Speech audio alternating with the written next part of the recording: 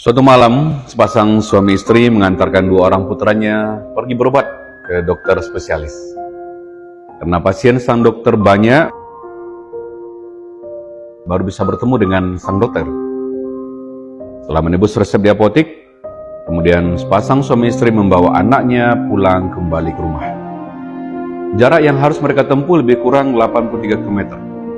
Malam itu hujan gerimis dan jalan licin.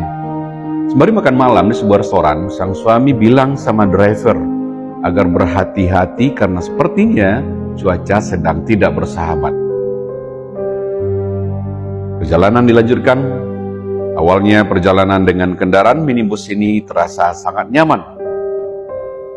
Sampai akhirnya sepasang suami istri bersama kedua putranya terlelap dalam tidurnya di dalam mobil. Namun menjelang pukul 24.00 sebuah tragedi terjadi.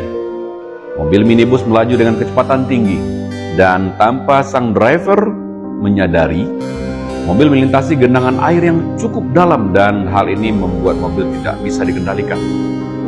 Karena kaget, sang driver banting setir ke kanan dan membuat mobil langsung terbalik. Detik-detik mobil terbalik, sang suami terbangun dan berteriak, "Allahu Akbar, la ilaha illallah."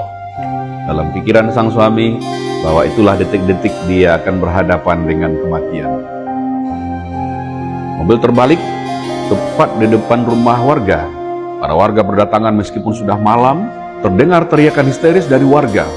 Karena ternyata di tempat yang sama sudah ada 3 mobil terbalik dan semuanya meninggal. Maka warga yang berdatangan berpikir bahwa penumpang yang berada dalam mobil juga mengalami nasib yang sama. Suami langsung keluar dari mobil dan satu persatu mengeluarkan anak-anak dan istrinya dibantu oleh warga. Melihat suami istri dan anak-anak serta driver keluar dari mobil dalam keadaan sehat-sehat, warga tercengang. Jangankan luka berdarah, gores sedikit pun tidak. Sang suami memeluk anak-anak dan istrinya sembari berucap, "Anak-anakku, Allah selamatkan kita. Ucapkan Alhamdulillah nak," ujar sang suami dengan suara bergetar sambil membayangkan peristiwa apa yang terjadi sebelum mobil ini terbalik.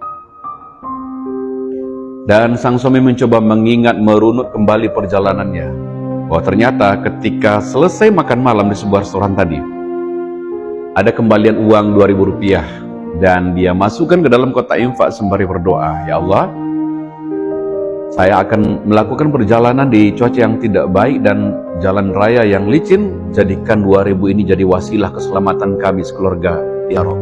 Dan uang itu dimasukkan ke dalam kotak infak. Kawan-kawan, benar yang Rasulullah sampaikan dalam hadis riwayat At-Tabrani, bahwa bersegeralah bersedekah, sebab bala bencana tidak pernah bisa mendahului sedekah. Berilah semua kesulitanmu dengan sedekah. Semoga menginspirasi. Assalamualaikum warahmatullahi wabarakatuh.